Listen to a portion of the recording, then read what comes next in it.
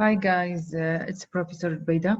Let's talk about metabolism and ATP. And one of the most incredible things about your body, it's is the way that it takes the food you eat and turns it into the energy that allows you to think and move your body. This is an overwhelmingly complex set of processes which can be collectively referred to as metabolism, which is simply when enzymes transform certain molecules into other molecules through multi-steps pathways. So let's learn how this works. Uh, the green glowing spots on the outside of this Brazilian termite mound are larvae of the click beetles. And these larvae convert the energy stored in organic molecules to light, a process called bioluminescence, which attract termites that the larvae eat. Bioluminescence and other metabolic activities in a cell are energy transformation that are subject to loss or physical loss. The totality of an organism's chemical reaction is called metabolism, and this is from a Greek word. Metabol means change. Metabolism is an emergent property of life that arises from orderly interactions between molecules. And in metabolic pathways, a specific molecule is altered in a series of defined steps, resulting in certain products. Each step is catalyzed by a specific enzyme. Those enzymes are macromolecules that speed up chemical reaction.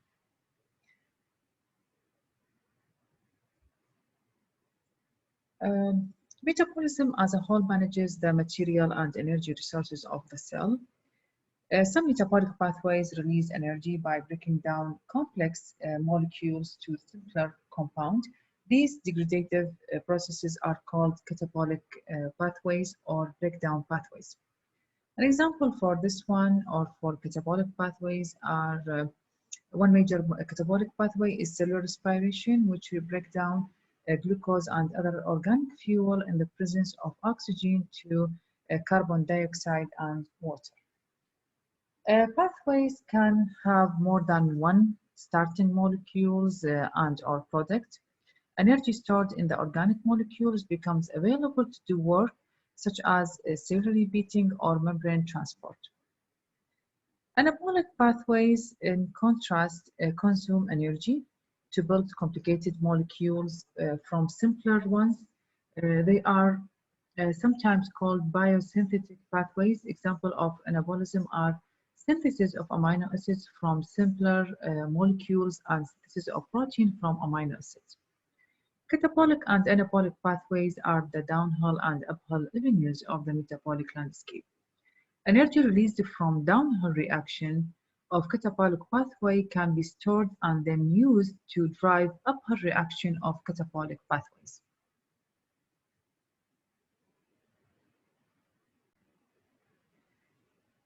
Because energy is fundamental to all metabolic processes, a basic knowledge of energy is necessary to understand how the living cell works. Energy is the capacity to cause change. In everyday life, energy is important because some forms of energy can be used to do work. That is to move matter against opposing forces such as gravity and friction. Uh, Energy exists in various forms, and the work of life depends on the ability of cells to transform energy from one form to another. Energy can be associated with relative motion of objects. This energy is called kinetic energy. Everything that moves has kinetic energy, and this is the energy of motion. The kinetic energy associated with the random motion of atoms and molecules is called thermal energy. Thermal energy is related to temperature, but they are not the same thing. Temperature represents the average kinetic energy of the molecules in a body of matter. And remember that this example whenever two objects of different temperature are brought together, Thermal energy passes from warmer to cooler one until the two are the same temperature. So heat is the thermal energy in transfer from one body of matter to another. Uh, an object not presently moving may still possess energy. Energy that is not kinetic is called potential energy. It is energy that matter possesses because of its location or structure. Water behind the dam, for instance, possess energy because of its altitude above sea level. Molecules possess energy because of the arrangement of electrons in the bond between their atoms. Chemical energy is a term used by biologists to refer to the potential energy available for release in a chemical reaction. Recall that catabolic pathways release energy by breaking down complex molecules.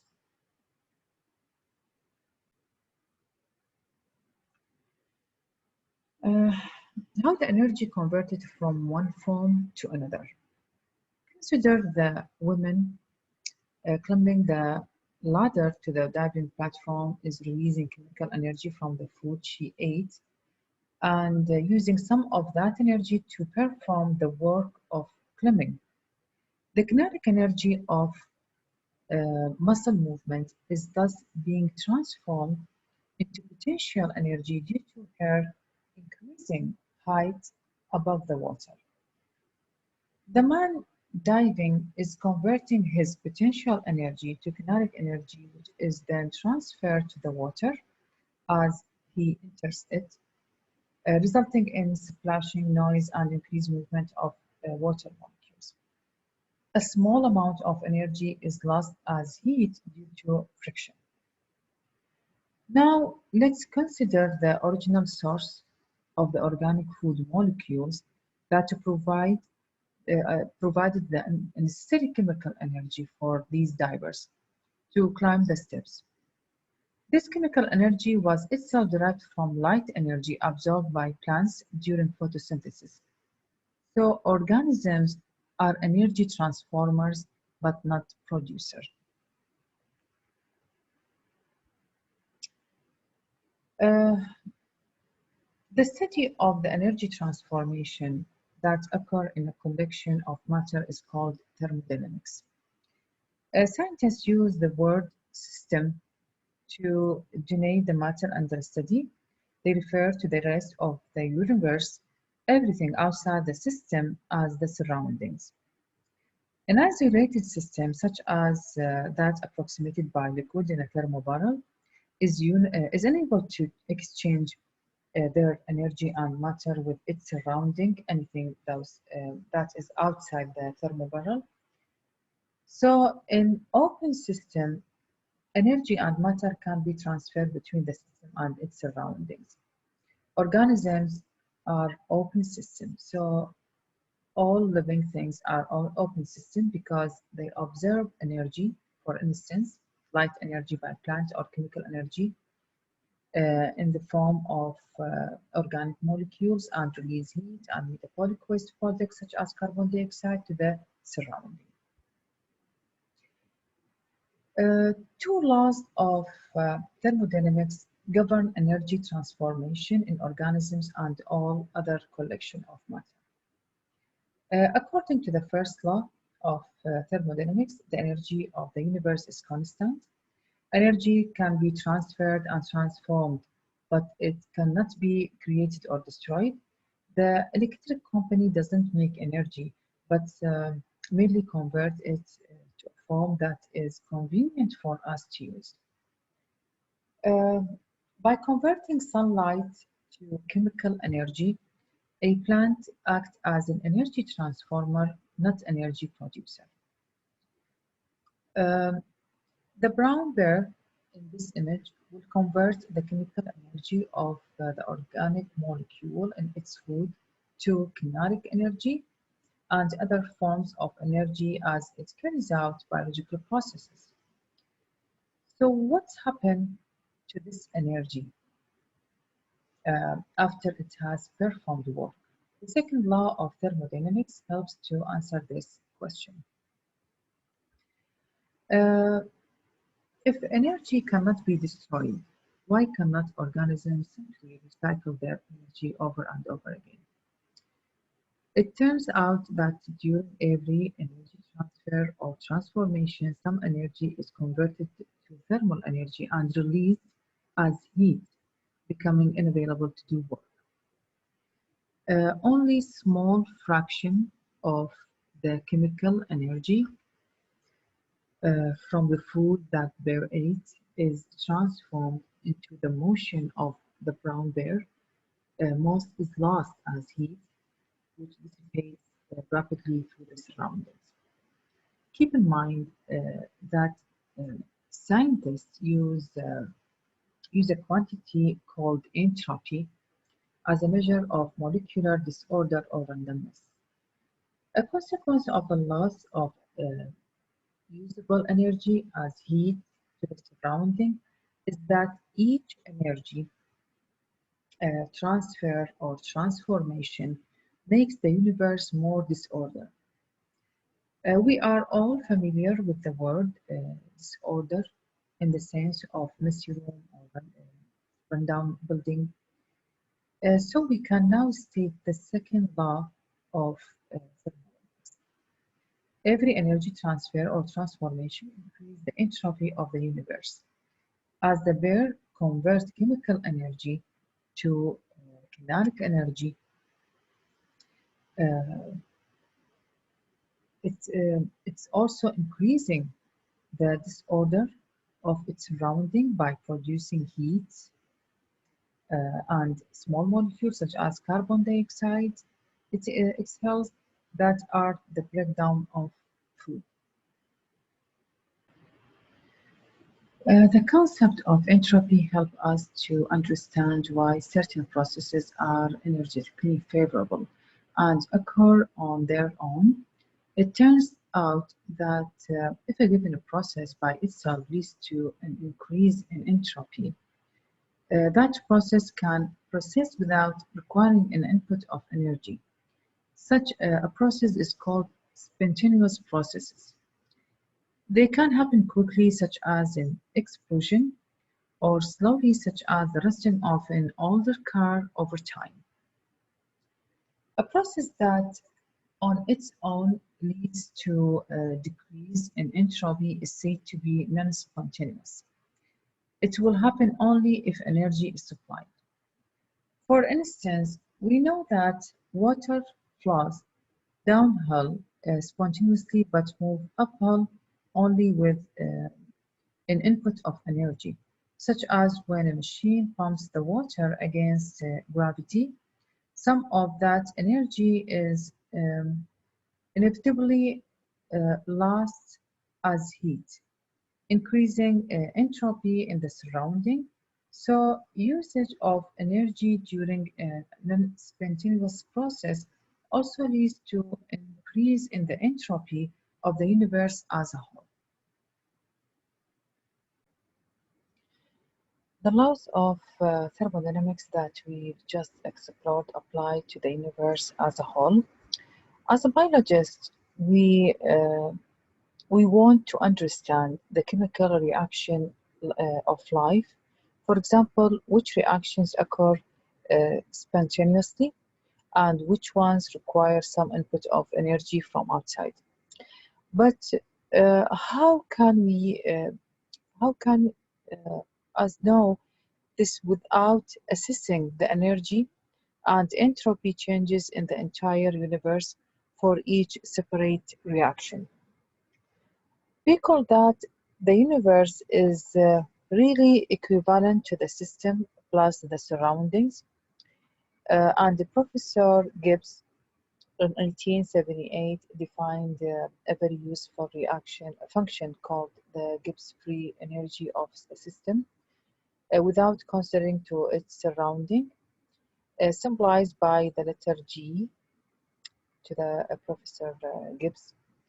We refer to it simply as free energy, the portion of system's energy that can perform work when temperature and pressure are uniform through the system.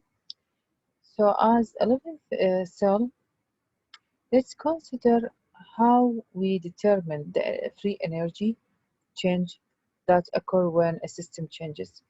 For example, during a chemical reaction. The changes in free energy delta G can be calculated for a chemical reaction by applying the following equation. Delta G is equal to delta H minus T delta S. Delta H is symbolized the changes in the system's enthalpy.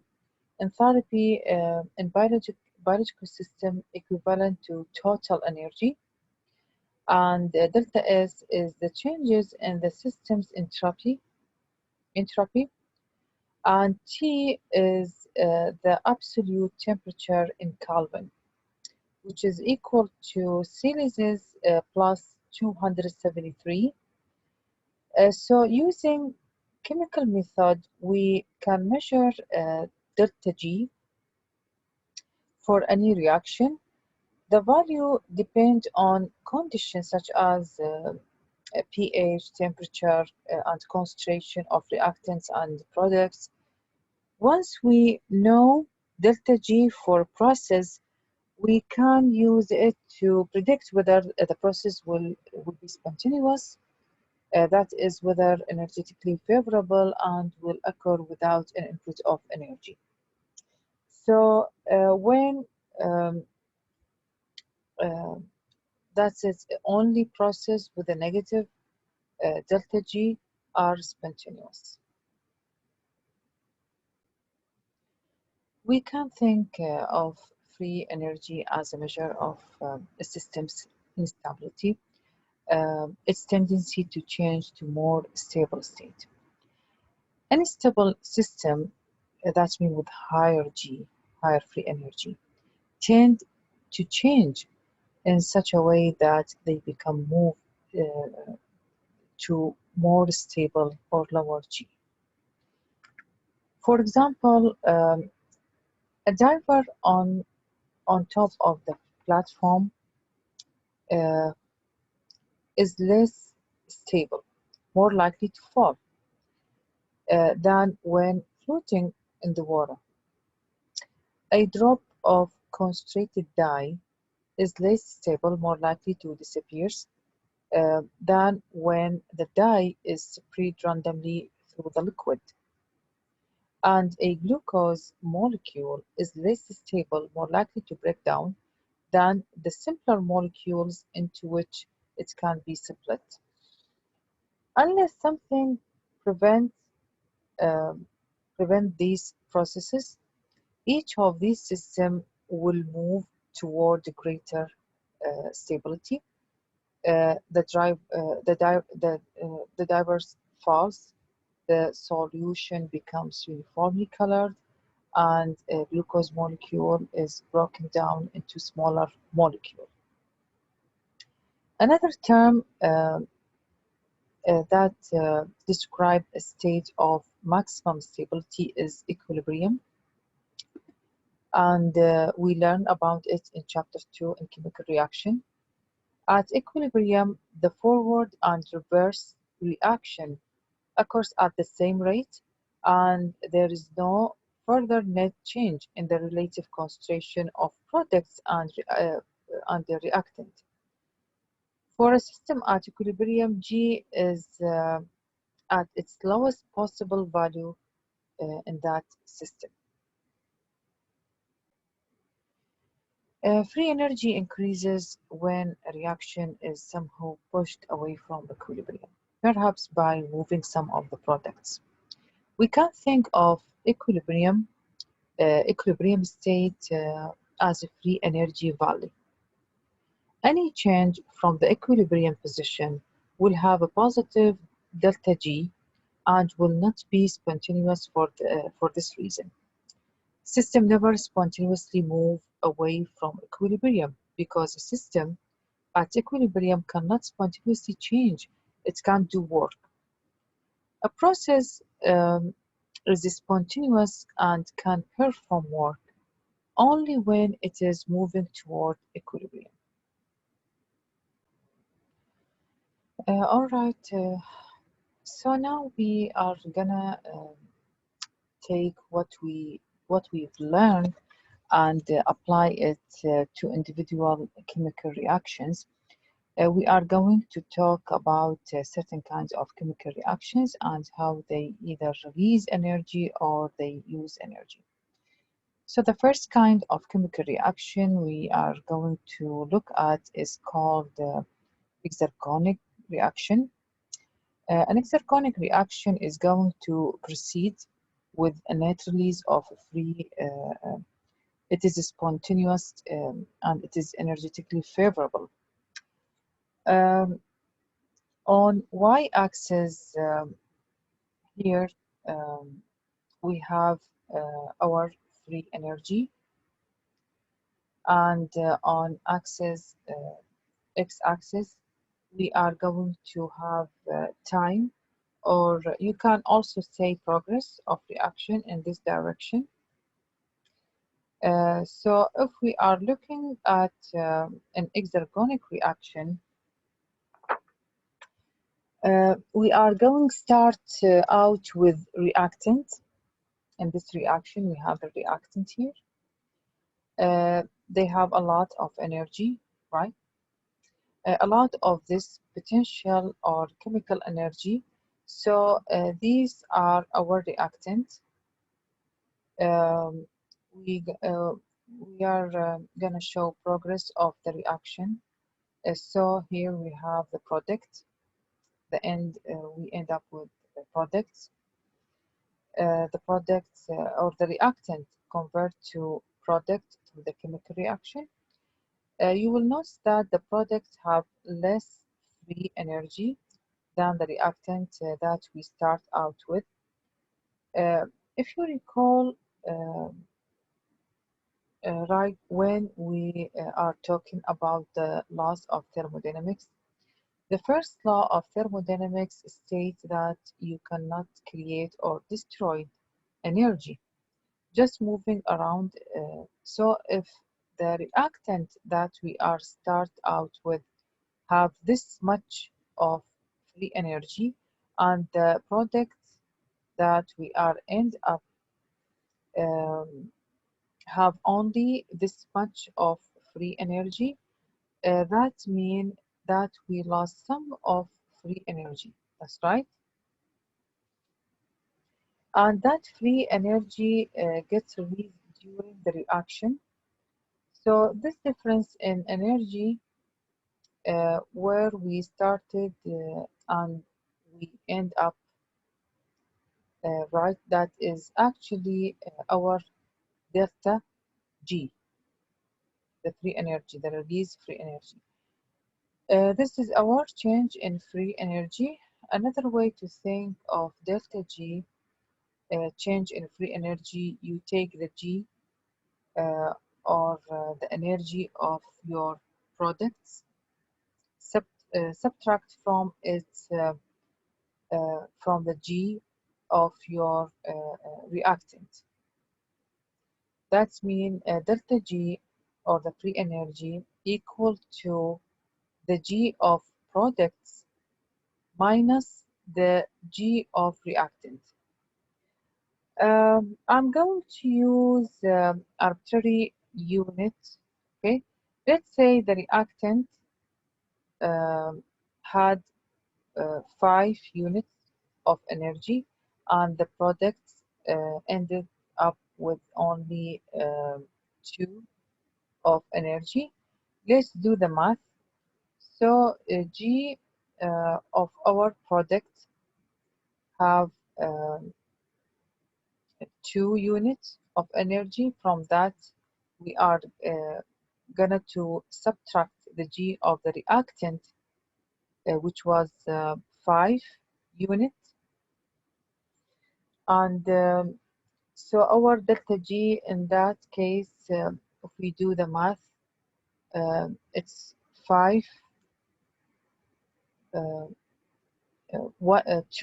for the product, minus 5, it's equal to minus 3. And recall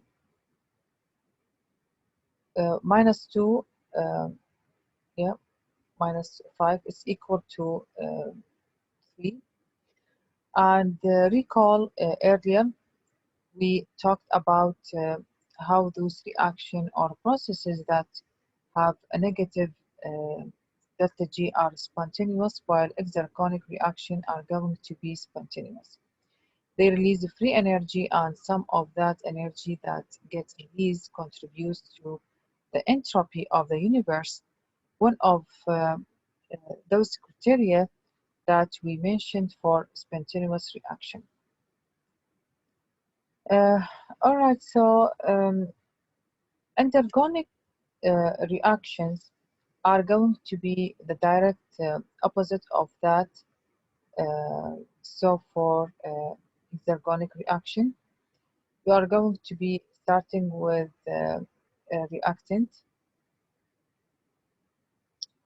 that have a low amount of energy, of free energy, and you want to build them into products that have high energy. You can't create or you can't destroy energy. Remember that. So in order for an endergonic reaction to take place, you have to supply the energy. You have to supply the energy, while for exergonic reaction, there is release of energy. But when you build up a large or more complicated molecule, remember you need to put in energy. This is a consuming reaction, energy consuming reaction. So this is need to supply the energy, or cell have to supply the energy to take these reactants and convert them into higher energy products. So if you were to calculate the delta G here, or uh, here, let's say the reactant here had 1 unit, the reactant 1 unit, and the product had 4 units of energy. Now 4 minus 1, which is positive 3, in this case positive 3, while for the exergonic reaction was minus 3. Here 4 minus 1 equal 3, positive 3. So a positive delta G, indicating that in this case this is not a spontaneous reaction. So in fact, the cell will need to contribute energy to make sure that this reaction happens, or an endergonic reaction needs to absorb energy, free energy from its surroundings in order for that chemical reaction to take place. So based on their free energy changes, chemical reaction can be classified as either exergonic reaction, or that means energy outward reaction, or endergonic reaction, energy inward reaction. An exergonic reaction proceeds with a net release of free energy because the chemical mixture loses free energy, delta G. Delta G here is negative for an exergonic reaction. Using delta G as in standard for spontaneity, exergonic reactants are those that occur spontaneously. Keep in mind that the word spontaneous implies that is energetically favorable, not that it will occur rapidly. Reactions in an isolated system eventually reach equilibrium and can then do no work. As illustrated by the isolated hydroelectric system, water flowing downhill turns a turbine that drives a generator providing electricity to the light bulb, but only until the system reaches equilibrium. Uh, so the chemical reactions of metabolism are reversible and they would reach equilibrium if they occurred in the isolation of the test tube. Because systems at equilibrium are at a minimum of G, the free energy, and can do no work, a cell that has reached metabolic equilibrium is dead. The fact that metabolism as a whole is never at equilibrium is one of the defining features of life. Like most systems, a living cell is not in equilibrium. Materials flow in and out, keeping metabolic pathways from ever reaching equilibrium, and the cell continues to do work throughout its life. This principle is illustrated by the open and more realistic hydroelectric system. Um, Water flowing through a turbine keeps driving the generator because intake and outflow of water keeps the system from reaching equilibrium. However, unlike this simple single-step system, a catabolic pathway in a cell releases free energy in a series of reactions. An example is cellular respiration, illustrated by analogy um, in multi-steps. Analogy to this multi-step open hydroelectric system, a cellular respiration is analogous to this system. Glucose is broken down in a series of exergonic reactions that power the work of the cell. The product of each reaction is used as the reactant for the next, and so on. Reaction reaches equilibrium. A cell does three main type or kinds of work. Chemical work, the pushing of inorganic reaction that would not occur spontaneously, such as the synthesis of polymers from monomers. Transport work, and this pumping of substances across membrane against the direction of spontaneous movement. And mechanical work, such as the beating of cilia, the contraction of muscle, and movement of the chromosome during cellular reproduction. A key features in the way cells manage their energy resources to do this work is energy coupling. The energy coupling. That's mean the use of an exergonic process to drive an endergonic one. ATP is reversible for mediating most energy coupling in cell, and in most cases it acts as an immediate source of energy that powers cellular work. ATP, adenosine triphosphate, contains the sugar ribose with nitrogenous base, adenine, and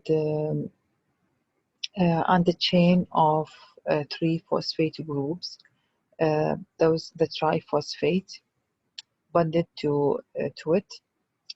The bonds between the phosphate groups of ATP can be broken by hydrolysis when the terminal phosphate group, this terminal phosphate group, bond, is broken by addition of water molecule. One of those, we have triphosphate or three phosphate group. The terminal one is separated by adding a water molecule. A molecule of an organic phosphate leaves the ATP, and then the ATP become ADP, adenosine diphosphate. The release of energy during the hydrolysis of ATP comes from the chemical changes of the system to a state of lower free energy, not from the phosphate bond themselves. ATP is useful to the cell because the energy it releases on losing a phosphate group is somewhat greater than the energy most other molecule could deliver. This hydrolysis release so much energy, so we can see that all three phosphate groups are negatively charged. These like charges are crowded together, and their mutual repulsion contributes to the instability of this region of the ATP molecule. So the triphosphate tail of ATP is the chemical equivalent of a compressed spring. Um, the cell's proteins harness the energy released during ATP hydrolysis in several ways to perform the three types of cellular work: chemical, transport, and mechanical. For example, with the help of a specific enzyme, the cell is able to use the high free energy of ATP to drive chemical reactions that by themselves are endergonic. If the delta G of an endergonic reaction is less than the amount of energy released by ATP hydrolysis, then the two reactions can be coupled, so that overall the coupled reactions are exergonic.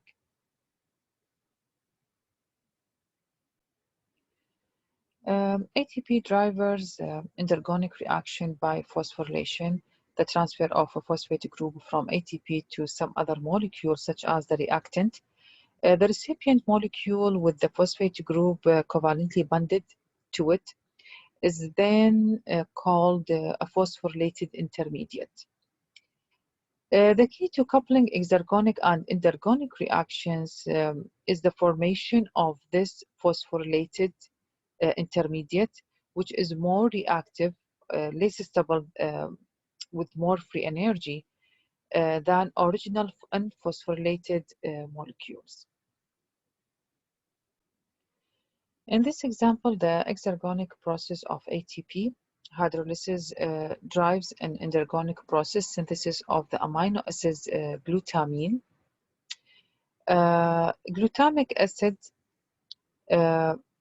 conversion to glutamine. Glutamine synthesis from glutamic acid by itself is endergonic. That means the delta G for this reaction is positive, so it is not spontaneous. Here, a conversion reaction, in this conversion reaction, coupled with ATP hydrolysis, in the cell, glutamine synthesis occur in two steps, coupled by a phosphorylated intermediate. We have phosphorylated intermediate. We have an ATP that attached to the glutamic acid and form intermediate, phosphorylated intermediate products, and then convert to the glutamine. So ATP, at the first, the ATP phosphorylates glutamic acid, making it less stable with more free energy. And then in this step, the ammonia displaces the phosphate group, forming glutamine. In this reaction, free energy change for coupled reaction. Delta G is for the glutamic acid conversion to glutamic is 3.4 kilocalories mole, and plus delta G for the ATP hydrolysis. We want to accumulate them.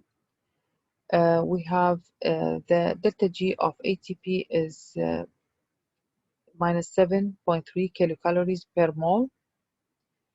So it gives free energy changes for the overall reaction. That's mean minus 3.9 kilocalories per mole. Because the overall process is exergonic, the delta G or the net delta G is negative. That means it occurs spontaneously. Transport and mechanical work in the cell are also nearly powered by the hydrolysis of ATP. In these cases, ATP hydrolysis lead to a change in protein shape and often its ability to bind another molecule. Sometimes this occurs via phosphorylated intermediate, as seen in the transport protein, the motor protein. So this can occur either directly by phosphorylation as shown for the membrane protein, carrying out active transport of solute, and it can happen indirectly via non-covalent binding of ATP and its hydrolytic products, as is the case for motor protein that move vesicle and other organelles along skeleton or cytoskeleton in the cell.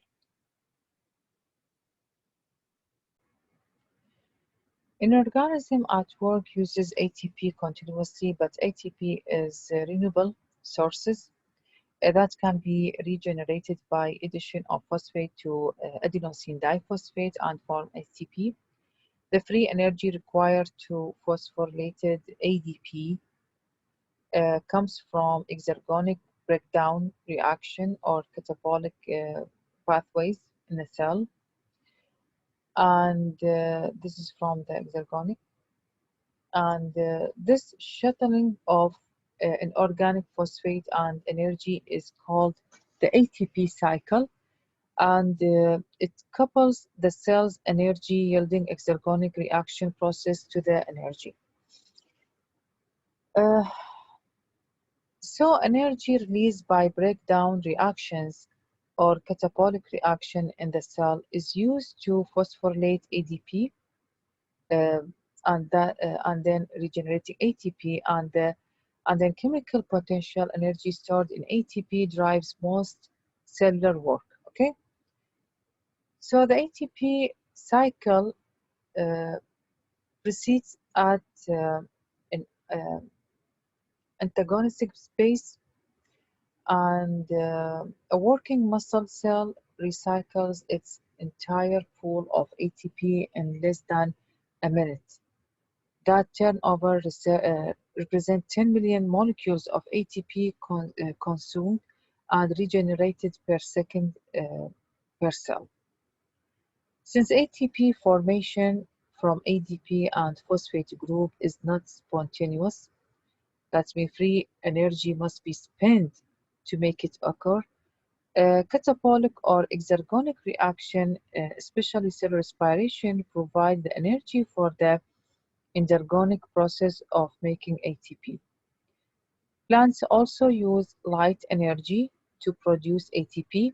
Thus, ATP cycle is a key player in bioenergetics. Every chemical reaction between molecules involves both bond breaking and bond forming.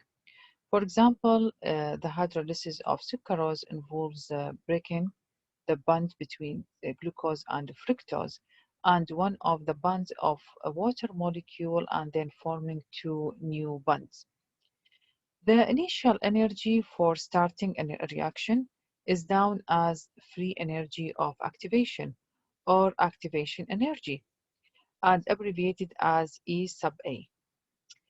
Activation energy is often supplied by heat in the form of thermal energy that the reactant molecule absorb from the surroundings. The absorption of thermal energy accelerates the reactant molecule, so they collide more often and more forcefully. It also agitates the atoms within the molecules, making the breakage of bonds more likely. When the molecules have absorbed enough energy for the bonds to break, the reactants are in unstable condition known as the transition state. Uh, and this figure shows the energy profile of an exergonic reaction. The molecules are hypothetical with A, B, C, D, and D representing portions of the molecules. Thermodynamically, this is an exergonic reaction with a negative delta G, and the reaction occurs spontaneously. However, the activation energy provides a barrier that determines the rate of the reaction. Uh, Reactants A, B, and C, D must absorb energy or enough energy from the surrounding to reach the unstable transition state where bonds can break. After bonds have broken, new bonds form, releasing energy to the surrounding. The laws of thermodynamics tell us what will and will not happen under given conditions, but say nothing about the rate of these processes. A spontaneous chemical reaction occurs without any requirements for outside energy, but it may occur so slowly that it is precipitable. And for example, even though the hydrolysis of sucrose, the table sugar, to glucose and fructose is an exergonic reaction occurring spontaneously with a release of free energy. A solution of sucrose dissolved in sterile water um, will sit for years at room temperature with no appreciable hydrolysis. Um, However, if we add a small amount of the enzyme sucrase to the reaction or to this solution, then all the sucrose may be hydrolyzed with with seconds, as shown here. It will dissolve or hydrolyze to glucose and fructose. How does the enzyme do this? An enzyme is macromolecule that act as a catalyst, a chemical agent that speeds up a reaction without being consumed by the reaction. Heat can increase the rate of reaction by allowing reactant to attain the transition state more often, but this would not work well in biological system because high temperature denatures proteins and kill cells. Second, heat would speed up all reactions, not just those that are needed. So instead of heat, organisms carry out catalysis, the process by which a catalyst selectively speeds up a reaction without itself being consumed. So enzymes catalyzes reaction by lowering the uh, activation energy barrier, enabling the reactant molecules to absorb enough energy to reach the transition state even at moderate temperatures. Keep in mind that an enzyme cannot change the delta G or free energy for a reaction. It cannot make an endergonic reaction exergonic. Enzymes can only hasten reactions that would eventually occur anyway. but this enables the cell to have a dynamic metabolism, routing chemicals smoothly through metabolic pathways. Also, enzymes are very specific for the reactions they catalyze, so they determine which chemical processes will be going on in the cell at any given time. This figure shows the effect of an enzyme on activation energy without affecting the free energy change, delta G. For a reaction, an enzyme speeds up the reaction by reducing the activation energy, E sub A, and this is the reaction that occur with enzymes occur faster than the others. The reactant an enzyme acts on is referred to as the enzyme's substrate. The enzyme binds to its substrate or substrates when there are two or more reactants, forming an enzyme substrate complex. While enzyme and substrate are joined, the catalytic action of the enzyme converts the substrate to the product or products of the reaction. The reaction catalyzed by each enzyme is very specific. An enzyme can recognize its specific substrate even among closely related compounds. And only a restricted region of the enzyme molecule actually binds to the substrate, this region called active site. And this is typically a pocket or groove on the surface of the enzyme where catalysis occur. Usually, the active site is formed by only a few of the enzyme's amino acids, with the rest of the protein molecule providing a framework that determines the shape of the active site. The specificity of an enzyme is attributed to a complementary fit between the shape of its active site and the shape of the substrate. When the substrate enters the active site, the enzyme changes shape slightly due to the interactions between the substrate's chemical group and chemical group on the side chain of the amino acids that form the active site. This shape change makes the active site fit even more snugly around the substrate. The tightening of the binding after initial contact, called induced fit, is like clasping handshake. Induced fit brings chemical groups of the active site into position that enhance their ability to catalyze the chemical reaction. This figure shows the induced fit between an enzyme and its substrate. This is the enzyme, the blue color, and we have in substrate, this is the red with red color. And this space filling model of the enzymes, hexokinase, this enzyme for the hexokinase, the active site forms a groove on the surface. The enzyme's substrate is glucose. This is with the red color. When the substrate enter the active site, it forms weak bond with the enzyme, inducing change in the shape of the protein.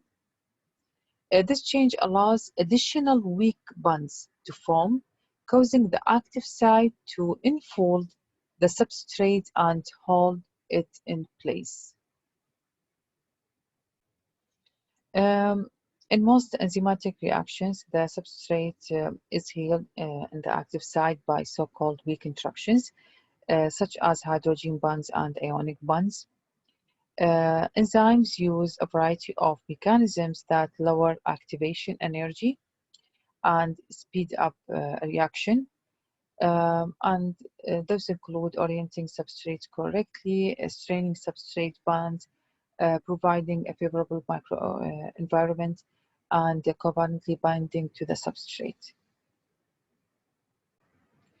And this figure shows the active site and catalytic cycle of the enzymes. An enzyme can convert one or more reactant molecules to one or more product molecule. Um, Substrates enter the active site. An enzyme changes in shape such that its active site enfold the substrate induced fit.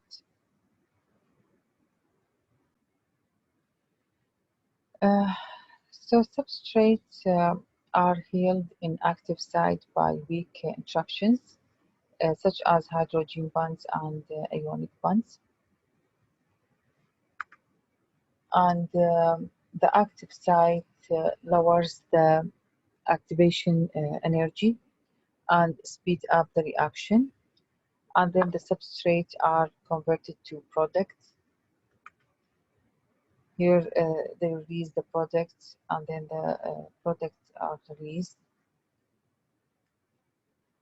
And then active site is available for new substrate. So there are groups of a few of the amino acids that make up the active site,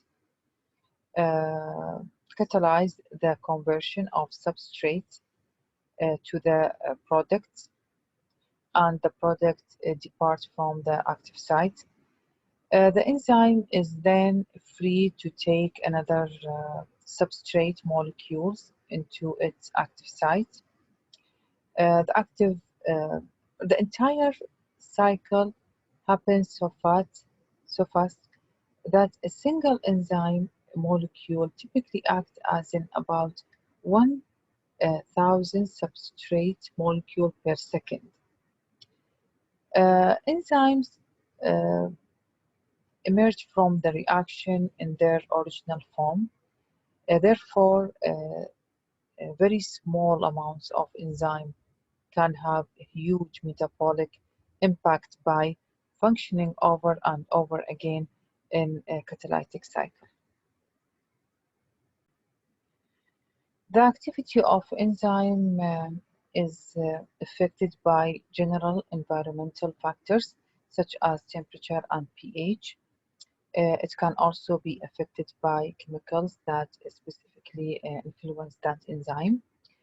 Temperature and pH, that enzymes are protein, and the 3D or three-dimensional structure of proteins are sensitive to their environment. As a consequence, each enzyme works better under some conditions than others, because these optimal conditions favor the most active shape for the enzyme. Uh, Temperature and pH are environmental factors important in the activity of enzyme. Up to a point, the rate of an enzymatic reaction increases with increasing temperature. Above that temperature, the speed of enzymatic reaction drops sharply. Okay?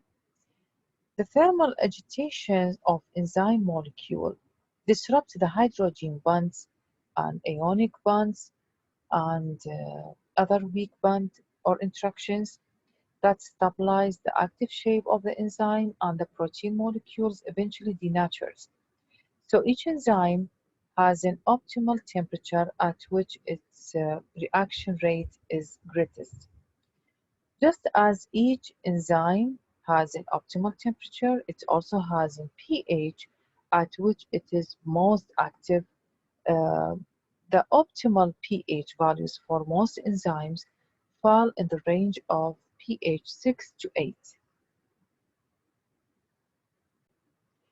Many enzymes require non-protein helpers for catalytic activity. These adjuncts, called cofactors, may be bound tightly to the enzyme as a permanent residence, or they may bind loosely and reversibly along with the substrate. Uh, the cofactors of some enzymes are inorganic, such as the metal atoms, zinc, iron, and copper in anionic form. If the cofactors is an organic molecule, it is referred to more specifically as coenzymes. We call them coenzymes. They are organic, call them coenzymes. Most vitamins are important in nutrition because they act as coenzymes or raw materials from which coenzymes are made. Certain chemicals selectively inhibit the action of a specific enzyme. Sometimes the inhibitor attacks to the enzyme by covalent bonds, in which case the inhibition is usually irreversible. Many enzyme inhibitors, however, binds to the enzyme by weak interactions, and when this occurs, the inhibition is reversible. Some reversible inhibitors resemble the normal substrate molecule and compete for admission into the active site. These mimics, called competitive inhibitors, reduce the productivity of enzymes by blocking the substrates from entering active sites. Uh, this kind of inhibitions can be overcome by increasing the concentration of substrate so that as active sites become available, more substrate molecule than inhibitor molecules are around to gain entry to the site. In contrast, non-competitive inhibitors don't directly compete with the substrate to bind to the enzyme at the active site. Instead, they impede enzymatic reaction by binding to another part of the enzyme. This interaction causes the enzyme molecule to change its shape in such a way that the active site becomes much less effective uh, at catalyzing the conversion of substrate to product. Toxins and poisons are often irreversible enzyme inhibitors. Other examples include the pesticides and antibiotics.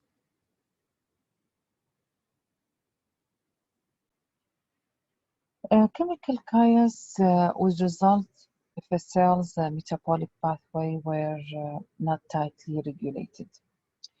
Intrinsic to life's processes is a cell's ability to tightly regulate its metabolic pathways by controlling when and where its various enzymes are active. It does this either by switching on and off the genes that encode the specific enzymes. In many cases, the molecules that naturally regulate enzyme activity in a cell behave something like reversible non-competitive inhibitors. These regulatory molecules change an enzyme's shape and functioning of its active site by binding to a site elsewhere on the molecules via non-covalent attractions.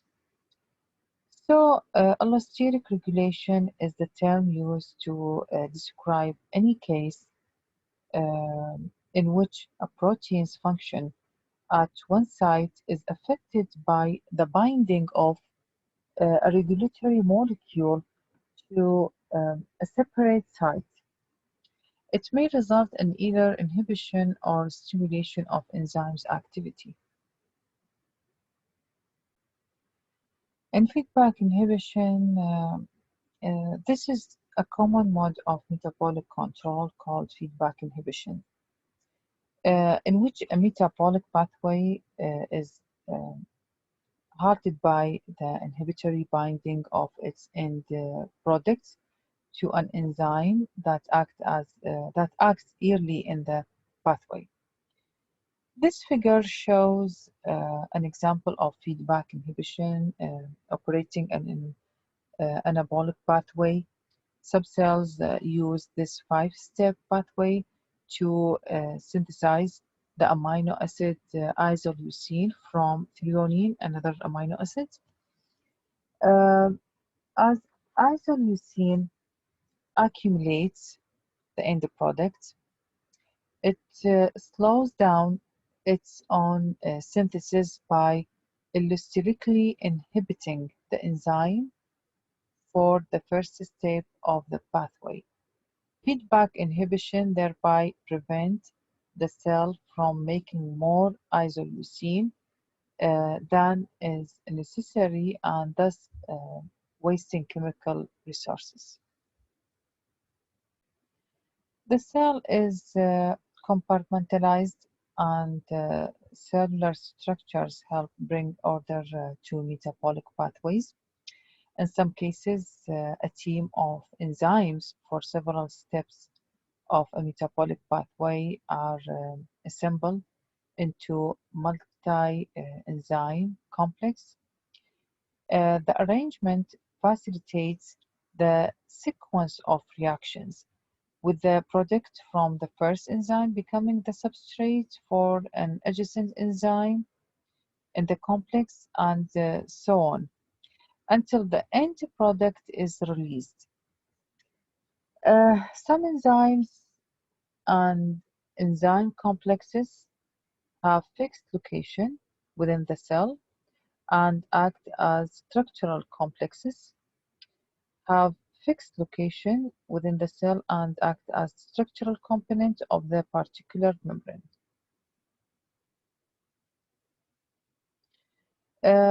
Others are in solution within particular membrane, enclosed eukaryotic organelle, each with its own internal chemical environment. For example, in eukaryotic cell, the enzymes for the second and third stage of cellular respiration reside in a specific location within mitochondria. Thank you for listening.